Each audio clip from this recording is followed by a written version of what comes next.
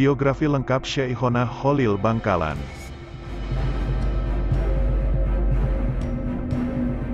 Muhammad Cholil bin Abdul Latif Al-Bangkalani, Al-Maduri, Al-Jawi, Asy-Syafi'i, atau lebih dikenal dengan nama Syekhona Cholil atau Syekh Cholil, lahir di Kelurahan Kemayoran Kecamatan Bangkalan, Kabupaten Bangkalan, sekitar tahun 1835 Masehi atau 9 Safar 1252 Hijriah, dan wafat di Martajasa Kecamatan Bangkalan, Kabupaten Bangkalan, sekitar tahun 1925 Masehi, adalah seorang ulama harismatik dari Pulau Madura, Provinsi Jawa Timur. Ia berasal dari keluarga ulama. Ayahnya, Kiai Haji Abdul Latif, mempunyai pertalian darah dengan Sunan Gunung Jati. Ayah Abdul Latif adalah Kiai Hamim, anak dari Kiai Abdul Karim. Kiai Abdul Karim adalah anak dari Kiai Muharram bin Kiai Asror Karomah, bin Kiai Abdullah, bin Sayyid Sulaiman. Sayyid Sulaiman adalah cucu Sunan Gunung Jati, maka tak salah kalau Kiai Haji Abdul Latif mendambakan anaknya kelak bisa mengikuti jejak Sunan Gunung Jati, yang merupakan kakek moyangnya. Di masyarakat santri, Syekhona Cholil juga dikenal sebagai waliullah. Seperti cerita Wali Songo, banyak cerita kelebihan di luar akal atau karomah Syekh Cholil terkisah dari lisan ke lisan, terutama di lingkungan masyarakat Madura. Oleh ayahnya, ia dididik dengan sangat ketat. Mbah Cholil kecil memang menunjukkan bakat yang istimewa. Kehausannya akan ilmu, terutama ilmu fikih dan nahwu, sangat luar biasa. Bahkan ia sudah hafal dengan baik Nazam Alfiyah Ibnu Malik, 1000 bait yang membahas ilmu nahwu, sejak usia muda, untuk memenuhi harapan dan juga kehausannya mengenai ilmu fikih dan ilmu yang lainnya. Maka orang tua Mbah Cholil mengirimnya ke berbagai pesantren untuk menimba ilmu. Setelah dididik, orang tua Mbah Cholil kecil kemudian mengirimnya ke berbagai pesantren untuk menimba ilmu. Mengawali pengembaraannya, Mbah Cholil kecil belajar kepada Kiai Muhammad Nur, di Pondok Pesantren Langitan Tuban, Jawa Timur. Dari Langitan beliau pindah ke Pondok Pesantren Cangaan Bangil Pasuruan. Kemudian beliau pindah ke Pondok Pesantren Kebon Candi. Selama belajar di pondok pesantren ini beliau belajar pula kepada Kiai Nur Hasan yang menetap di Sidogiri, 7 km dari Kebon Candi. Kiai Nur Hasan ini sesungguhnya masih mempunyai pertalian keluarga dengannya. Jarak antara Kebon Candi dan Sidogiri sekitar 7 km. Tetapi, untuk mendapatkan ilmu, Mbah Cholil mudah rela melakoni perjalanan yang terbilang lumayan jauh itu setiap harinya. Di setiap perjalanannya dari Kebon Candi ke Sidogiri, ia tak pernah lupa membaca surat Yasin. Ini dilakukannya, hingga ia selama perjalanannya itu khatam berkali-kali. Sebenarnya, bisa saja Mbah Cholil muda tinggal di Sidogiri selama belajar kepada Kiai Nur Hasan.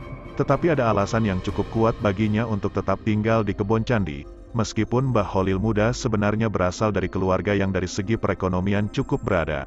Akan tetapi, Mbah Cholil muda tetap saja menjadi orang yang mandiri dan tidak mau merepotkan orang tuanya.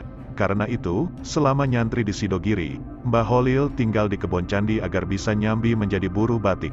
Dari hasil menjadi buruh batik itulah dia memenuhi kebutuhannya sehari-hari. Sewaktu menjadi santri, Mbah Cholil telah menghafal beberapa matan kitab, seperti matan Alfiyah Ibnu Malik atau tata bahasa Arab. Di samping itu beliau juga seorang hafiz Al-Quran. Beliau mampu membaca Al-Quran dalam qiraat Sapah, 7 model membaca Al-Quran. Kemandirian Mbah Cholil muda juga nampak ketika ia berkeinginan untuk menimba ilmu ke Mekah. Karena pada masa itu, belajar ke Mekah merupakan cita-cita semua santri. Dan untuk mewujudkan impiannya itu, lagi-lagi Mbah Cholil muda tidak menyatakan niatnya kepada orang tuanya, apalagi meminta ongkos kepada kedua orang tuanya. Kemudian, setelah Mbah Cholil memutar otak untuk mencari jalan keluar, akhirnya ia memutuskan untuk pergi ke sebuah pesantren di Banyuwangi. Karena pengasuh pesantren itu terkenal mempunyai kebun kelapa yang cukup luas. Selama nyantri di Banyuwangi ini, Mbah Cholil nyambi menjadi buruh pemetik kelapa pada gurunya. Untuk setiap pohonnya, dia mendapat upah 2,5 sen. Uang yang diperolehnya tersebut dia tabung.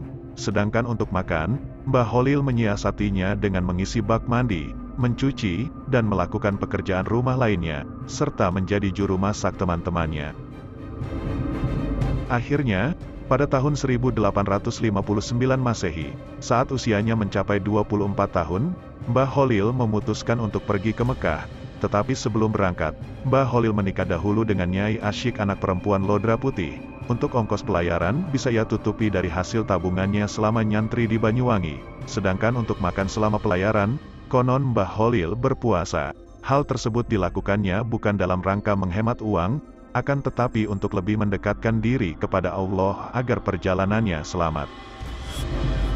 Pada tahun 1276 Hijriah atau 1859 Masehi, Mbah Holil belajar di Mekah. Di Mekah Mbah Holil belajar dengan Syekh Nawawi Al-Bantani, guru ulama Indonesia dari Banten. Di antara gurunya di Mekah ialah Syekh Utsman bin Hasan Ad-Dimyati, Said Ahmad bin Zaini Dahlan, Syekh Mustafa bin Muhammad Al-Afifi Al-Maki, Syekh Abdul Hamid bin Mahmud Asy-Syarwani. Beberapa sanad hadis diterima dari Syekh Nawawi Al-Bantani, dan Abdul Ghani bin Subuh bin Ismail Al-Bimawi. Sebagai pemuda Jawa, sebutan yang digunakan orang Arab waktu itu untuk menyebut orang Indonesia. Pada umumnya, Mbah Holil belajar pada para syekh dari berbagai mazhab yang mengajar di Masjid Al-Haram. Namun kecenderungannya untuk mengikuti mazhab Syafi'i tak dapat disembunyikan. Karena itu, tak heran kalau kemudian ia lebih banyak mengaji kepada para syekh yang bermazhab Syafi'i. Sewaktu berada di Mekah, untuk mencukupi kebutuhan sehari-hari, Mbah Holil bekerja mengambil upah sebagai penyalin kitab-kitab yang diperlukan oleh para pelajar. Diriwayatkan bahwa pada waktu itulah timbul niat bersama rekan-rekannya, yaitu Syekh Nawawi Al-Bantani dan Syekh Soleh As-Samarani, Kiai Saleh Darat Semarang, menyusun kaidah penulisan huruf Arab Pegon. Huruf Arab Pegon ialah tulisan Arab yang digunakan untuk tulisan dalam bahasa Jawa, Madura dan Sunda. Huruf Pegon tidak ubahnya tulisan huruf Arab yang digunakan untuk penulisan bahasa Melayu. Mbah Holil cukup lama belajar di beberapa pondok pesantren di Jawa dan Mekah, maka sewaktu pulang dari Mekah, beliau terkenal sebagai ahli nahwu, fikih, tarekat, dan ilmu-ilmu lainnya. Untuk mengembangkan pengetahuan keislaman yang telah diperolehnya, Mbah Holil selanjutnya mendirikan pondok pesantren di desa Jengkebuan, sekitar 1 km arah barat laut dari desa kelahirannya. Sepulang dari tanah Arab, Mbah Holil dikenal sebagai seorang ahli fikih dan tarekat. Bahkan pada akhirnya, ia dikenal sebagai salah seorang kiai yang dapat memadukan kedua hal itu dengan serasi. Ia juga dikenal sebagai Al-Hafiz atau orang hafal Al-Quran 30 juz. Dari hari ke hari, banyak santri yang berdatangan dari desa-desa sekitarnya. Namun, setelah putrinya, Siti Hatimah dinikahkan dengan keponakannya sendiri, yaitu Kiai Muntaha, pesantren di desa Jengkebuan itu kemudian diserahkan kepada menantunya. Mbah Holil sendiri mendirikan pesantren lagi di daerah Kademangan, hampir di pusat kota, sekitar 200 meter sebelah barat alun-alun kota Kabupaten Bangkalan. Letak pesantren yang baru itu, hanya selang 1 kilometer dari pesantren lama dan desa kelahirannya. Di tempat yang baru ini, Mbah Holil juga cepat memperoleh santri lagi, bukan saja dari daerah sekitar, tetapi juga dari tanah seberang Pulau Jawa. Santri pertama yang datang dari Jawa tercatat bernama Hashim Asy'ari dari Jombang. Mbah Holil wafat pada 29 Ramadan 1343 Hijriah, atau 1925 Masehi. Berikut daftar murid-murid Syekhona Holil, dan sebagian besar menjadi ulama terkemuka di Indonesia. Kiai Haji Muhammad Hasan Sepuh, pendiri pesantren Zainul Hasan Genggong Probolinggo. Kiai Haji Hashim Asy'ari, pendiri Nahdlatul Ulama dan pendiri Pondok Pesantren Tebuireng Jombang. Kiai Haji Mustafa, pendiri Pondok Pesantren Tarbiyatut Tholabah Kranji Lamongan. Kiai Haji Ahmad Dahlan, Termas. Kiai Haji Muhammad Falak bin Abbas, Pagentongan Bogor. Kiai Haji Imam Zahid Jombang, kakek buyut MH Ainun Najib. Kiai Haji Romli Tamim, menantu Kiai Haji Hashim Asy'ari, pendiri Pondok Pesantren Darul Ulum Rejoso Jombang. Kiai Haji Tamim Irsyad, pendiri Pondok Pesantren Darul Ulum Rejoso Jombang. Kiai Haji Abdul Wahab Hasbullah, pengasuh Pondok Pesantren Tambak Beras Jombang.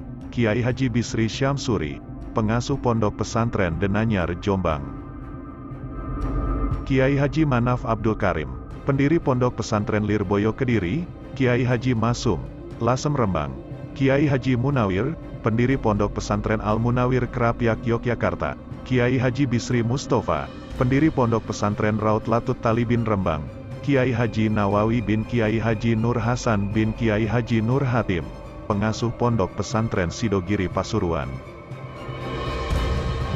Kiai Haji Bahar bin Kiai Haji Nur Hasan bin Kiai Haji Nur Hatim, Pengasuh Pondok Pesantren Sidogiri Pasuruan, Kiai Haji Ahmad Sidik, Pengasuh Pondok Pesantren As-Sidikiyah Jember, Kiai Haji As'ad Syamsul Arifin, Pengasuh Pondok Pesantren Salafiyah Syafiyah Asembagus Situbondo, Kiai Haji Abdul Majid bin Kiai Haji Abdul Hamid Itsbat, Bata-Bata Pamekasan, Kiai Haji Abi Sujak, pendiri Pondok Pesantren Aste Tinggi Kebun Agung Sumeneb.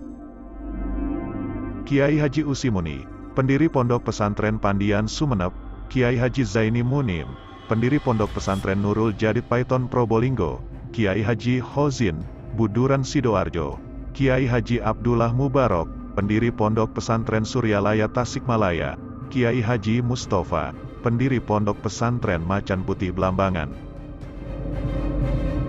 Kiai Haji Asyari, pendiri Pondok Pesantren Darut Tolabah Wonosari Bondowoso, Kiai Haji Said Ali Bafaki, pendiri Pondok Pesantren Loloan Barat Bali, Kiai Haji Ali Wafa bin Kiai Haji Abdul Hamid Itsbat, pendiri Pondok Pesantren Al-Wafa Tempurejo Jember, Kiai Haji Munajat, Kertosono Nganjuk, Kiai Haji Abdul Fatah, pendiri Pondok Pesantren Al-Fatah Tulungagung.